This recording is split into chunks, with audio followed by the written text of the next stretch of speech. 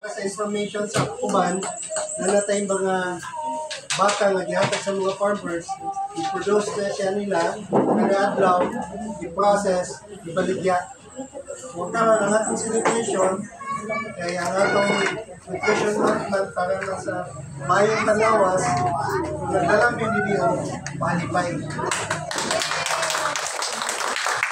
Ito ma-promote natin ang atong produkto mismo sa atong barangay para po sa support sa atong farmers.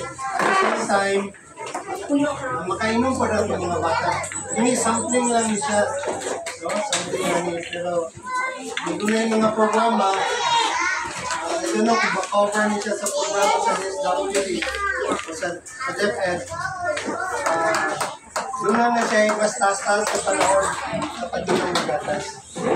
Gatas mo doon, usa sa mga basic na pagkaon para sa mga bata. Kasi na ang mga bata na hunaan no? Nagatubo sila, nag-develop sila sa ilang mga utok. So, kinangan ng nutrients, no?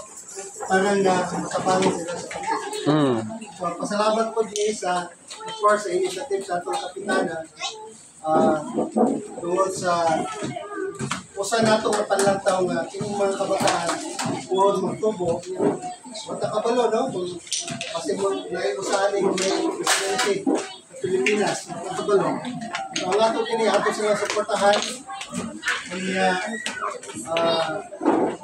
pinagi sa paghatag ng mga programa at the same time suportahan nato kailangan man tayong mga farmers na nag-produce na gamit sa Bosinges.